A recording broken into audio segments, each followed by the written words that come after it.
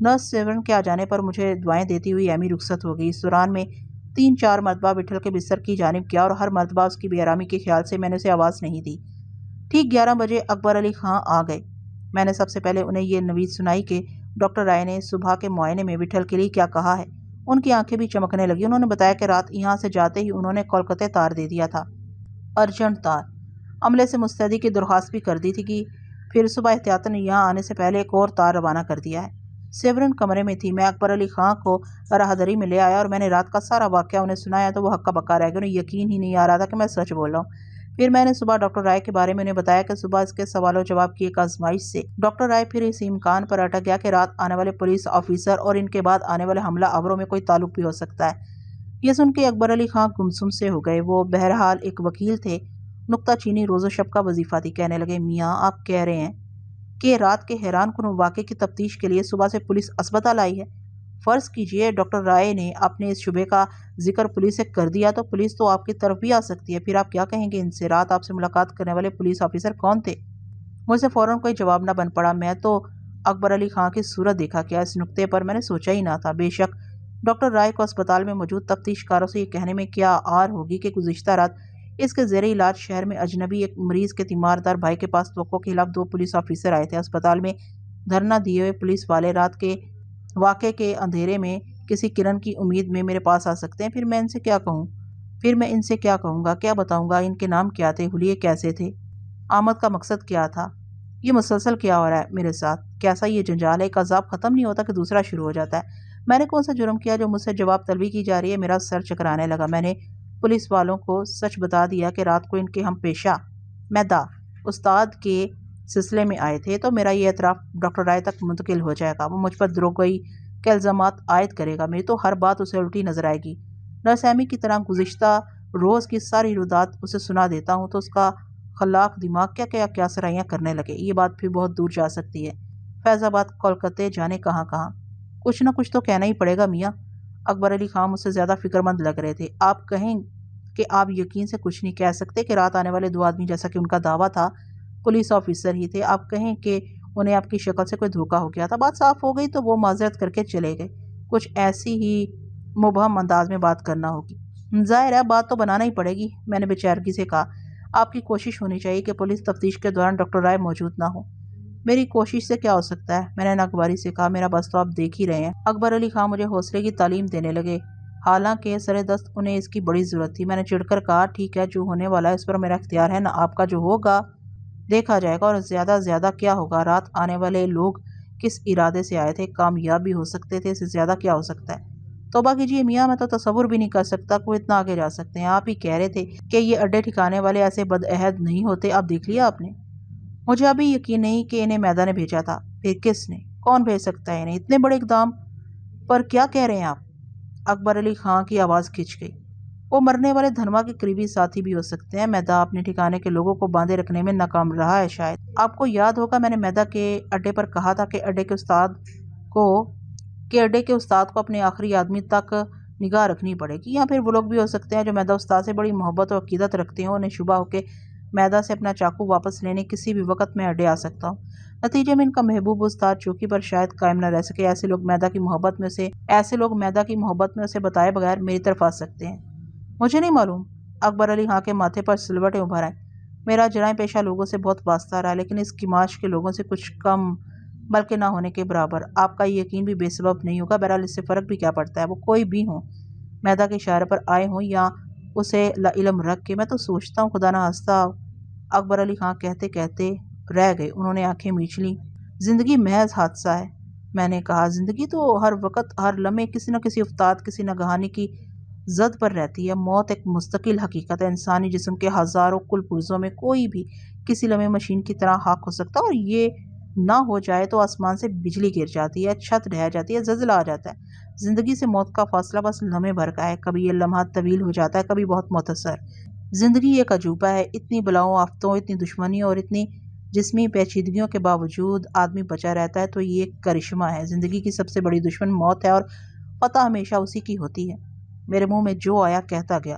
اکبر علی خان پلکیں چھپکائے بغیر سنتے رہے۔ میں چپ ہوا تو کہنے لگے، آپ خاموش کیوں ہو گئے میاں؟ کبھی لگتا ہے آپ نے بہت پختہ کاروں سے زیادہ زندگی برتی ہے، اور معاف کیجیے کبھی لگتا ہے کوئی معصوم بچے ہیں آپ، جس نے ابھی کچھ دیکھا اور سمجھا ہی نہیں۔ میں کیا تبصرہ کرتا، انہیں کیا بتاتا کہ گھر سے نکلنے کے بعد اب تک کتنی بار موت کندھا چھو کے گزر گئی ہے۔ میں زندہ ہوں، میں زندہ رہا ہوں، یہ محض ایک حادثہ ہے۔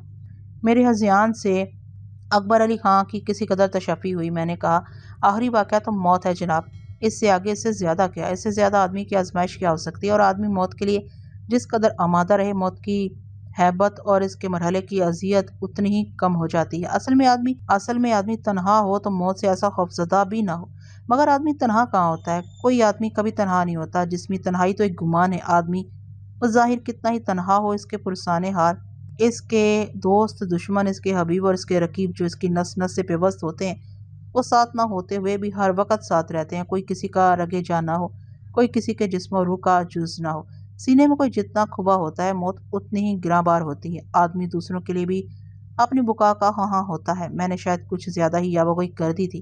اکبر علی خان کچھ نہیں بولے۔ ان کی خاموشی سے مجھے پشیمانی ہوئی۔ وہ میرے مخاطب تھے، لیکن میں بھی تو اپنے آپ سے مخاطب تھا۔ آدمی خود کو بھی کچھ باور کرانا چاہتا ہے، اپنی تسلی کے لیے خود مجھے کسی توجیہ اور توثیق کی بڑی ضرورت تھی۔ ہے نا کچھ ایسا ہی؟ میں نے اپنی خفت مٹانے کے لیے ان کی تائید چاہی۔ ہاں میاں، وہ گہری سانس لے کے بولے، کچھ ایسا ہی ہے، لیکن ایک بات اور بھی ہے، یہ زندگی بڑی ضدی ہے، انجام معلوم ہونے کے باوجود اپنے ہونے پر اصرار کرتی رہتی ہے، ٹوٹتی ہوئی سانسوں میں اپنی فتح کی امید سے کنارہ کش نہیں ہوتی۔ اسے ڈھٹائی کہیے یا کچھ اور، ہر شخص ختم ہو جاتا ہے مگر کوئی ایسا نہیں چاہتا۔ چیونٹی بھی اپنی سلامتی کے لیے ہاتھ پاؤں مارتی نظر آتی ہے۔ قدرت کا عجیب نظام ہے بھائی، موت یقینی بھی ہے اور زندگی کی حرص و ہوس بھی خوب ہے۔ وہ کھوئے انداز میں بولے، معلوم نہیں یہ کیا ہے، کیوں ہو رہا ہے؟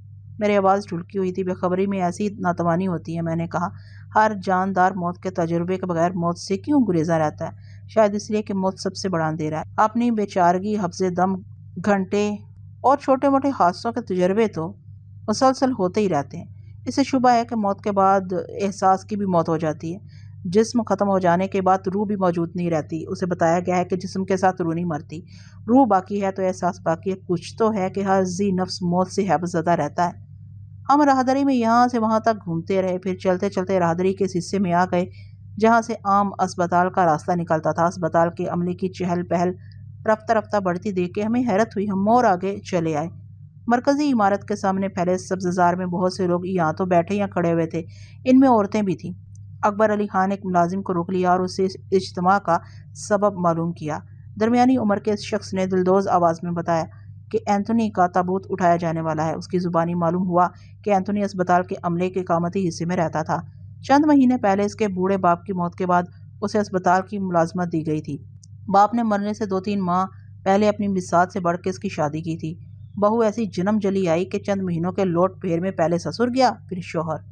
وہ بتا رہا تھا کہ اینتھونی کی بیوی امید سے ہے، اب بچہ بھی بچے کے نہیں، صبح سے وہ پچھاڑیں کھا رہی تھی، اب سکتے میں پڑی ہے۔ اینتھونی گھر میں سب سے بڑا تھا اور 2 چھوٹی بہنوں اور ایک چھوٹے بھائی کا کفیل تھا۔ بڑا پرتیلا، جوشیلا، فش ناس اور سعادت مند نوجوان تھا۔ ادھیڑ آدمی رو پڑا۔ اینتھونی کے باپ سے اس کی قدیم رفاقت تھی۔ اس کے بقول اینتھونی اسے اپنے بچوں کی طرح عزیز تھا۔ ہم دیکھتے رہ گئے، اسے اینتھونی کی تدفین میں شرکت کی جلدی تھی۔ وہ آنسو پونچھتا ہوا چلا گیا۔ ہم موت اور زندگی ہی پر نوک چوک کر رہے تھے۔ اکبر علی خان اسپتال کے ادھیڑ عمر ملازم سے یہ سب کچھ سن کے دل گرفتہ ہو گئے۔ میں نے ان سے پوچھنا چاہا کہ اینتھونی کی موت کا ذمہ دار کون ہے؟ اس کی بدبخت بیوی میدا، میں یا وٹھل، یا ٹرین کا حادثہ جس کی وجہ سے ہمیں پٹنہ آنا پڑا؟ اکبر علی خان جواب دیتے بھی تو کیا؟ اس لیے میں نے ان سے کچھ نہیں پوچھا۔ موت کے کیسے بہانے ہو جاتے ہیں؟ یہ اینتھونی بیچ میں کیسے آ گیا؟ بمبئی میں ایک موٹر کے کل پرزے اچانک خراب ہو گئے۔ بھنڈی بازار میں موٹر رکے نہ رکی، فٹ پیری پر چڑھ گئی۔ وہاں چند بچے کھیل رہے تھے، 3 ختم، 4-5 زخمی ہو گئے۔ ان بچوں کا کیا قصور تھا؟ انہیں تو گناہ کا شعور بھی نہیں تھا، انہوں نے تو زندگی کی ابتدا ہی کی تھی۔ بس ایسی موت کس وقت کسی کو بھی چن لیتی ہے اور کچھ نہیں دیکھتی کہ مرنے والے پر انحصار کرنے والے کتنے لوگ زندہ درگور ہو جائیں گے، اور انحصار کرنے والے نہ ہوں تو لوگ ایک دوسرے سے محبت بھی تو کرتے ہیں، ایک دوسرے کے عادی ہو جاتے ہیں۔ میرے پاس بہت پیسے تھے، جی کرتا تھا ابھی جا کے اینتھونی کی بیوہ کو کچھ دوں، لیکن اب اس کا وقت نہیں آیا۔ گرچہ اسی وقت تو اسے سہارے کی ضرورت تھی۔ سب سے بڑا سہارا تو مال و زر کا ہوتا ہے۔ اکبر کی موت کا جہانگیر کو ایسا صدمہ نہیں ہوا ہوگا۔ ہم پھر حضری میں آ گئے۔ سیورن کمرے کے پاس کھڑی ہمارا انتظار کر رہی تھی۔ مجھے تو خیال ہی نہیں رہا اکبر علی خان آئے ہیں، ان سے کچھ چائے پانی کے لیے پوچھنا چاہیے۔ सेवरा ने चाय मंगवा ली थी। कमरे में वापस आके सभी कुछ मुंतशर हो गया और अच्छा ही हुआ। हम दोनों जाने किस सिमत भटक गए थे। ये तो बड़ी अनजान सिमतें हैं। आदमी कब अपने आप को जानने की जस्तजू में है। दर खत्म ही नहीं होते। 7 दर के बाद हजारा मिल जाता है। जिंदगी के इसरार और रमूज कौन से दर में छुपे हुए हैं। आदमी दर के बाद दर सर करता चला जा रहा है। इसकी हैरत कम नहीं होती, बढ़ती ही जा रही है। सेवरा ने चाय के बर्तन सलीके से मेज पर रखे और हमसे दूध और चीनी की मिकदार पूछ के चाय बनाई। अकबर अली खान ठीक ही कहते थे, मौत कितनी ही अटल हो, जिंदगी की हर दरमी अपनी जगह है। जिंदगी मौजूद है तो आखिरी लम्हे तक कुछ फेलियां खुशगुमानियां जारी रहती। मौत फरामोश करते रहना ही जिंदगी है। मौत और जिंदगी की आंख मिचोली में जिंदगी जीत भी तो जाती है, जीती रहती है। जिंदगी की इन छोटी मोटी जीतों पर मौत शायद हंसती है। जिंदगी को मालूम नहीं होता कि मौत उसे ढील देती है, इसे खिलवाड़ करती रहती है और किसी एक दिन पतंग काट देती है, किसी एक दिन पहुंचे में बुरी तरह दबोच लेती है। ये इसका शेवा एक दिन जरूर इसका होता है और जो दिन इसके नहीं होते वो भी कुछ इसकी चशमपोशी दरगुजरी के सबब से। दोपहर तक पुलिस का कोई आदमी नहीं आया। विठल की बीमारी के दौरान पुलिस की तफ्तीश से मुझ पर हवास बख्तगी की कैफियत तारी हो जाती थी। कोई यही सोच के कि शायद डॉक्टर राय ने अपना शुबा खुद तक महदूद रखा हो और पुलिस को पहले अपने तौर पर छानबीन का मौका दिया हो। एक बजा ही चाहता था। अकबर अली खां का मुलाजिम बड़ा सा टिफिन लेके आ गया। उनसे कुछ कहना कि इस तकल्लुफ का ये महल है, ना इसकी ज़रूरत फिजूल था। गुज़िश्ता रात की तरह भूख ना होने के बावजूद मैंने रस्म निभाई। हमारे इसरार पर सिवरन भी साथ बैठ गई। उसने ऐसे खुश जायका खाने शायद पहली बार खाए थे। मुसलसल तारीफें करती रही। उसे खाते देख के बेख्तियार मुझे जरी अफरोज़ा की याद आई। वो भी कुछ इसी अंदाज से खाना खाती थी। खाना पकाना ही नहीं, खाना खाना भी एक हुनर है। नाजुक अंदामी को नाजुक ख्याली और नाजुक एतवारी भी लाजिम है। कुदरत ने ऐसा रेशम, ऐसा फूल इतना सजल और तरशा हुआ बनाया हो तो दीगर शाइस्ता नर्म लतीफ़ हरकत और सकनात से क्या मुताबिकत हो जाती है। कल्बन तभी तकमील होती है। कहते हैं किसी शख्स के मीज़ान के लिए दस्तरखान और सफ़र सबसे खरी कसौटी होती हैं।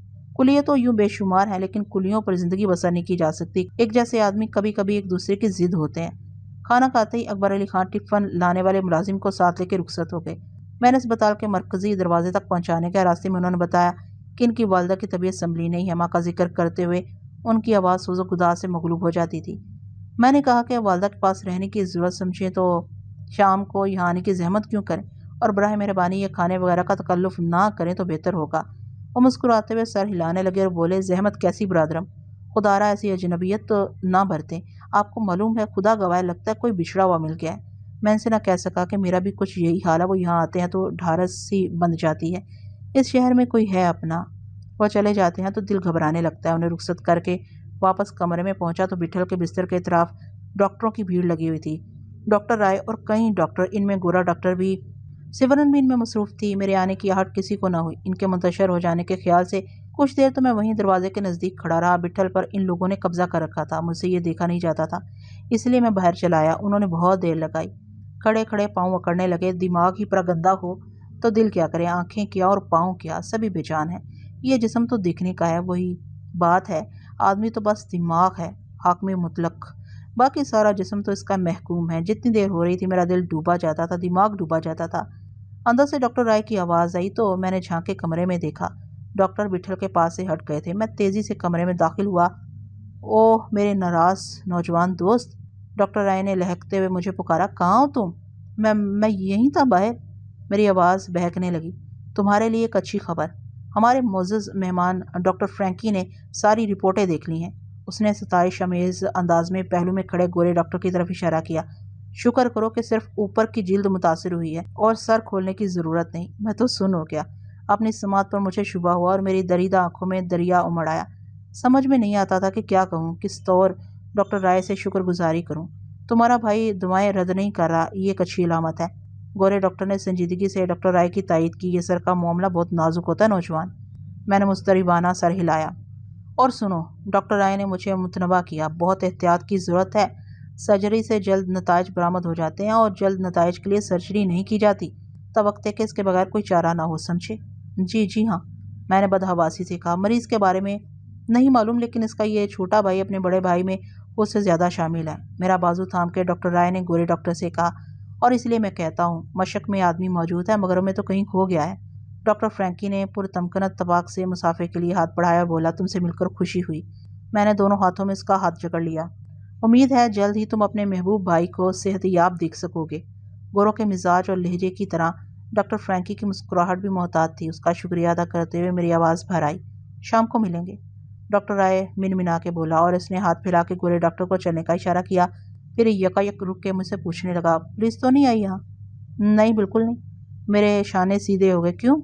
آ سکتی ہے کسی وقت، ہر ایک سے پوچھ رہے ہیں وہ، یہ جاننے کے لیے کہ رات آنے والے اسپتال میں زیر علاج مریض یا اس کے کسی نگہدار کی کھوج میں تو نہیں تھے۔ آ جانے دیجیے۔ میں نے بے نیازی ظاہر کی۔ میں ان سے کچھ نہیں کہا۔ میری کسی رائے سے وہ منتشر ہو سکتے تھے، اچھا ہے وہ خود ہی ہاتھ پاؤں مارے، دیکھتے ہیں برا۔ مبہم انداز میں یہ کہتا ہوا ڈاکٹر رائے اپنے ساتھی ڈاکٹروں کے ساتھ کمرے سے نکل گیا تھا کہ ان سے معذرت کر کے پھر دروازے کی طرف پلٹا اور سرگوشی میں اس نے مجھے مشورہ دیا، میں سمجھتا ہوں گزشتہ رات غلط فہمی میں آنے والے پولیس افسران کا ذکر تم بھی ان سے کیوں کرو؟ یقین سے کچھ کہا بھی تو نہیں جا سکتا کون تھے وہ۔ میرے کوئی جواب دینے سے پہلے وہ مجھ سے دور ہو گیا۔ میں نے بظاہر کوئی رد عمل ظاہر نہیں کیا تھا، اسے جلدی تھی، اس نے مجھے موقع بھی نہیں دیا۔ اس کے جانے کے بعد دیر تک میں طرح طرح کے وہموں میں گھرا کھڑا رہا اور جیسے کسی نے مجھے ٹوکا۔ اس مشفق ڈاکٹر نے ایک اور بات بھی تو کہی ہے جس کے آگے تمام دور دراز اندیشے ثانوی ہیں۔ دوسرے لمحے میرے پاؤں بٹھل کے بستر کی جانب امڑ آئے۔ بٹھل کے چہرے پر سکون کے آثار تھے۔ میں نے بہت دھیمی آواز میں اسے پکارا۔ اس کی پیشانی تنگ اور پلکوں میں جنبش ہوئی۔ ادھر سیورن نے آستگی سے میرا شانہ تھپک کے مجھے منع کیا۔ مجھے اس کی مداخلت بہت بری لگی۔ میں پیچ و تاب کھا کے رہ گیا۔ کوئی اور سامنے ہوتا تو شاید میں سے جھگڑ پڑتا، مگر وہ سیورن تھی، شاہ گل کے مانند ذرا تیز آواز میں بات کرتے ہوئے ڈر لگے شاخ ٹوٹ نہ جائے، پھول کملا نہ جائے۔ وہاں سے ہٹ کے میں صوفے پر آ گیا۔ کچھ دیر اپنے کاموں سے نپٹ کے وہ پھر میرے پاس آ کے بیٹھ گئی، لمحوں تک چپ رہی، پھر ہمک کے بولی، آج تو آپ سے کوئی بات ہی نہیں ہو پائی۔ میں نے مسکرانے کی کوشش کی اور اس شیشہ احساس نے یہ رعایت غنیمت جانی۔ پہلو بدل کے دلگیر لہجے میں بولی، کل رات اسپتال میں یہ کیا ہو گیا؟ اینتھونی بیچارہ مارا کیا؟ تم جانتی تھی اسے؟ میں نے پوچھا۔ اسپتال میں سبھی اسے جانتے تھے، اس نے یاس بھری آواز میں بتایا۔ کل رات ہی تو ملا تھا، ڈیوٹی ختم کر کے جا رہی تھی کہ آمنا سامنا ہو گیا۔ بہت منع کیا، نہیں مانا، بڑے دروازے تک مجھے پہنچانے گیا۔ بڑا دلچسپ زندہ دل نوجوان تھا وہ، میری اس کی اچھی دوستی تھی۔ یوں یہاں وہ سبھی کا دوست تھا، ہر کسی کے کام آنے کے لیے تیار، ہر وقت ہنستا مسکراتا رہتا۔ کل رات وہ اتنا ہی زندہ تھا جتنا کوئی صحت مند اور خوش باش شخص ہو سکتا ہے۔ ایک رات میں یہ کیا ہو گیا؟ ایک رات کیا، دوسرے پل کی خبر نہیں۔ میں نے تلخی سے کہا، بس یہی کچھ ہے، کوئی ہم سے پہلے چلا جائے گا، کسی سے پہلے ہم چلے جائیں گے، پہلے کون بات کو کون، کچھ نہیں معلوم۔ اینتھونی کی بیوی شیری میری رشتہ دار ہے، خوبصورت بڑی اچھی لڑکی، وہ دونوں ایک دوسرے سے محبت کرتے تھے اور دونوں کے خاندانوں میں نزدیک دور کا کوئی تعلق نہیں تھا۔ بڑی لمبی کہانی ہے، سیورن آہ بھر کر بولی۔ کیسی کہانی؟ میں نے تجسس سے پوچھا۔ شیری کا باپ تھامس عجیب ضدی طبیعت کا آدمی تھا۔ شیری کے بچپن میں اس کی ماں مر گئی تھی۔ باپ نے اپنی اکلوتی بیٹی کی پرورش کی اور دوسری شادی بھی نہیں کی۔ حسین ہونے کے ساتھ ساتھ شیری پڑھی لکھی اور بڑی سمجھدار تھی۔ چھوٹی عمر میں اس کے رشتے آنے لگے۔ لوگوں کا کہنا ہے کہ تھامس بیٹی کو جدا کرنا نہیں چاہتا تھا، رشتے مسترد کرتا رہا۔ اس دوران ایک نوجوان شیری کے کچھ قریب ہو گیا۔ شیری بھی اسے پسند کرنے لگی تھی۔ وہ تھامس کے گھر آنے جانے لگا تھا۔ شیری سے شادی کے لیے اس نے باقاعدہ درخواست کر دی تھی اور تھامس نے انکار نہیں کیا تھا، لیکن اچانک ایک روز نوجوان ایسا غائب ہوا کہ آج تک نام و نشان نہیں ملا۔ اس کے والدین گیا شہر میں رہتے ہیں، اب تو کئی سال ہو گئے ہیں، سنا ہے آج تک بیٹی کی واپسی کی راہ تک رہے ہیں۔ گیا شہر تھا وہ؟ کیا نام تھا؟ گیا کے نام سے میرے ہڑبڑا جانے پر سیورن نے چونک کے پوچھا، آپ کا تعلق بھی گیا سے ہے؟ کیا ضروری تھا کہ میں اقرار کروں؟ میں نے اچڑتی آواز میں کہا، گیا شہر میں میرے عزیز رہتے تھے۔ سیورن ایک صاف دل لڑکی تھی، تکرار نہیں کی اور مجھے بتایا کہ اس نوجوان کا نام جون تھا، سب اسے جونی کہتے تھے۔ مجھے شبہ ہوا تھا کہ میرے اسکول اور کالج کے وقت کا کوئی ساتھی نہ ہو۔ وہاں بہت سے عیسائی طلباء تھے، جانے کیوں مجھے اس کا نام جاننے کی بے چینی ہوئی تھی۔ مجھے تو گیا چھوڑے ہوئے زمانہ ہو گیا تھا۔ میری دخل اندازی سے سیورن الجھ سی گئی۔ پھر نہیں ملا وہ؟ یہاں پٹنے میں کیوں رہتا تھا؟ میں نے پوچھا۔ ڈاکٹری کی تعلیم کے لیے اسے یہاں داخلہ ملا تھا، یہ اسپتال بھی تو اسی کالج سے وابستہ ہے۔ پھر کیا ہوا؟ پھر تھامس کے چچا زاد بھائی کے بیٹے کا رشتہ آیا۔ اس رشتے کے لیے تھامس پر بڑا دباؤ تھا۔ لڑکا اچھا تھا، تعلیم یافتہ، خوش شکل، خاندان بھی ایک ہی تھا۔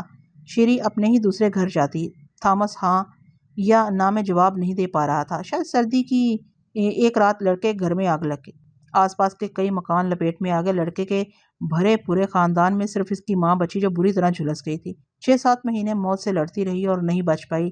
لوگ طرح طرح کی باتیں کرتے تھے، کوئی شہادت نہیں تھی کہ تھامس اتنا ہولناک اور سفاک بھی ہو سکتا ہے، وہ بھی اپنے ہی خاندان کے لیے۔ لیکن لوگوں کو وہم ہو گیا تھا اور شیری کے رشتے آنے بند ہو گئے۔ تھامس سے لوگ کنارہ کش ہونے لگے۔ مجھے چپ دیکھ کے سیورن کو میری گرا خاطری کا احساس ہوا۔ وہ ٹھٹک سی گئی۔ میں کیا داستان لے بیٹھی؟ وہ شرمندگی سے بولی۔ آپ بھی کیا کہتے ہوں گے؟ نہیں بالکل نہیں، میں پوری توجہ سے سن رہا ہوں، میں نے سنبھل کے کہا۔ پھر شیری انتھونی کو کس طرح ملی؟ وہ تو بہت بات کی بات ہے، سیورن اداسی سے بولی۔ میں نے حیرت کا اظہار کیا تو میری غیر دلچسپی کی بدگمانی کہیں اس کے دماغ سے دور ہوئی۔ میں اسے کیا کہتا کہ میں سن بھی رہا تھا اور جانے کہاں کہاں بھٹک بھی گیا تھا۔ بس کیا ہوا؟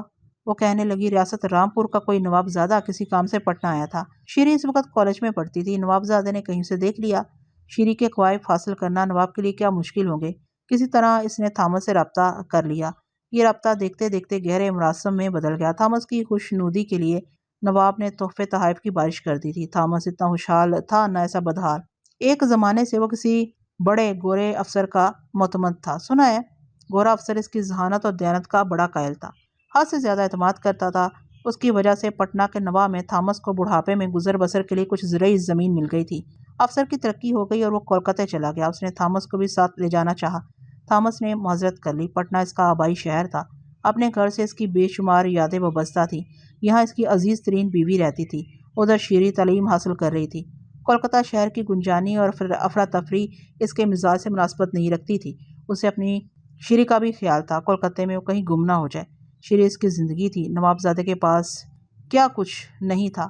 سنا ہے اس کی جاؤ حشمت اور اثر و رسوخ سے تھامس بہت متاثر ہو گیا تھا۔ دونوں سیر و شکار کو جانے لگے تھے۔ نوابزادہ باپ بیٹی کو اپنی ریاست اور زمینوں پر لے گیا۔ شیری کے کالج کی چھٹیاں انہوں نے رامپور اور نینی تال وغیرہ میں گزاری۔ شیری نے مجھے بتایا تھا کہ اس کا باپ نواب کی بہت عزت کرتا تھا، مگر ایک دن نواب نے شیری کے لیے اپنے بے پناہ جذبات کا اظہار کر دیا اور منت کی کہ زندگی بھر کے لیے وہ شیری سے رفاقت کا آرزومند ہے۔ نواب کو اس حقیقت کا علم تھا کہ تھامس اپنی بیٹی کی جدائی کے خیال سے ارزدہ ہو جاتا ہے۔ نواب نے تھامس کو اپنے ساتھ رہنے، شیری کے لیے ایک الگ گھر، محل جیسا ایک گھر بنانے کی پیشکش بھی کی تھی اور وعدہ کیا تھا کہ یہی اس کی پہلی اور آخری شادی ہوگی۔ تھامس کی کوئی شرط ہو یا وہ کچھ اور تحفظ چاہتا ہو تو کھل کر بتائے۔ مہذب، نفاست پسند، خوش لباس، رفتار و گفتار میں خوش ذوق، مصوری اور موسیقی کا دلدادہ اور نہایت منکسر مزاج۔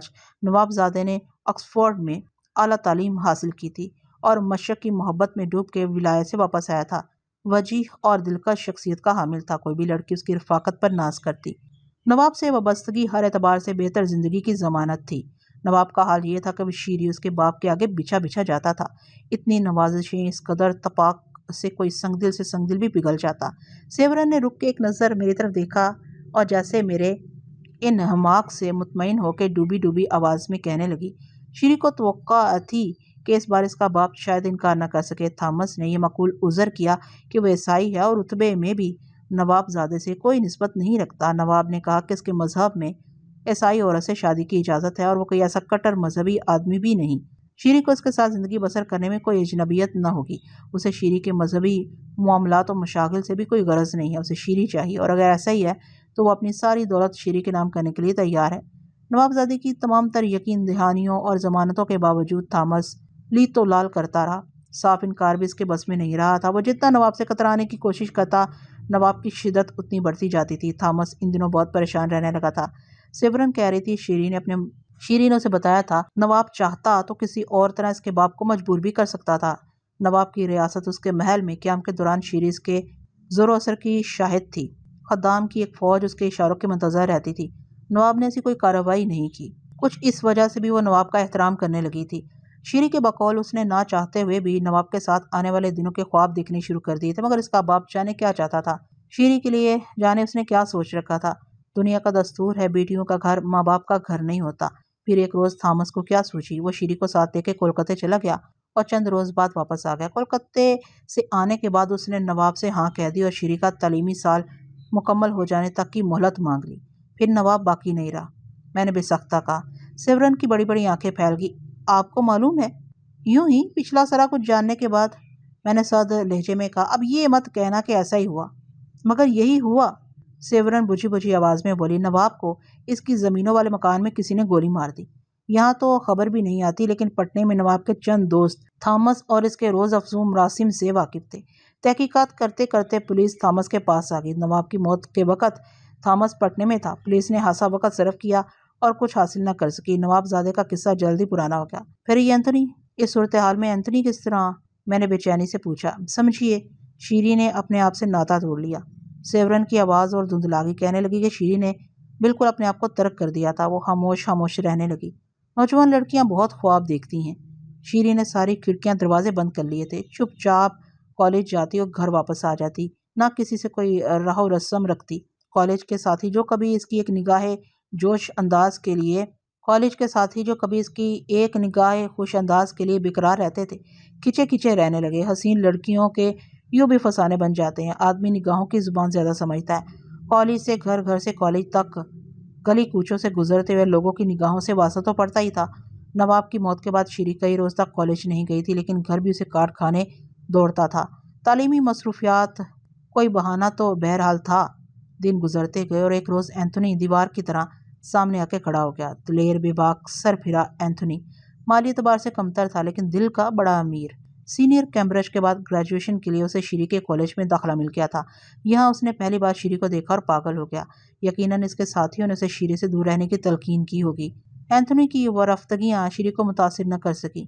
شیری اپنے آپ سے بھی تو ڈرنے لگی تھی۔ جوان سال اینتھونی کو وہ اپنی بدقسمتی اور محرومیوں کا حصہ بنانا نہیں چاہتی تھی۔ اینتھونی میں دلداری کی بڑی خوبیاں تھیں۔ شیری کی مسلسل پہلو تہی حد سے زیادہ بے حسی پر دل برداشتہ ہونے کی بجائے وہ کچھ اور دیوانہ ہوا۔ شیری نے ایک بار تو اسے بری طرح دھتکار دیا تھا، حالانکہ یہ تلخی اور تندی اس کے مزاج کے برعکس تھی۔ ثابت قدم اینتھونی شیری کو زندگی میں واپس لانے کی کوششوں میں جٹا رہا۔ شیری کو خود پر مسلط کیے ہوئے جبر سے تنہائی تو بہت محسوس ہوتی ہوگی۔ جبر شعوری تھا، غیر شعوری طور پر کسی پناہ، کسی سہارے کی ضرورت تو اسے محسوس ہونی چاہیے۔ اینتھونی اپنے گداز، اپنے الطافات پروانہ وار نثار کرتا رہا۔ شیری کب تک اپنے آپ سے روٹھی رہتی؟ انکار کو بھی ایک تابع استقامت چاہیے۔ وہ تو ایک دلگیر، ایک نتواں لڑکی تھی۔ اس نے اینتھونی کے آگے سپر ڈال دی۔ سیورن کہہ رہی تھی کہ شیری کو اندازہ ہو گیا تھا کہ ناکام ہونے کے لیے اینتھونی نے اس کی جانب پیش قدمی نہیں کیا، اور وہ دوسرے نوجوانوں کی طرح نہیں ہے، وہ تو کچھ اور ہے۔ مگر جیسا کہ لوگ کہتے ہیں، شیری کا باپ، اس کا مشفق باپ، کوئی شہادت نہیں تھی کہ اس کا باپ اس کی آرزوؤں اور خوابوں میں رکاوٹ بنا رہا ہے۔ یہ محض ان ہونے والوں کا ایک سلسلہ بھی تو ہو سکتا ہے۔ یہ محض انہونیوں کا ایک سلسلہ بھی تو ہو سکتا ہے۔ اس کا باپ ایک تجربہ کار، ہوشمند اور پڑھا لکھا شخص ہے۔ شیری کی ماں بچپن میں اسے چھوڑ گئی تھی۔ اس کے باپ نے اسے پیروں چلنا سکھایا۔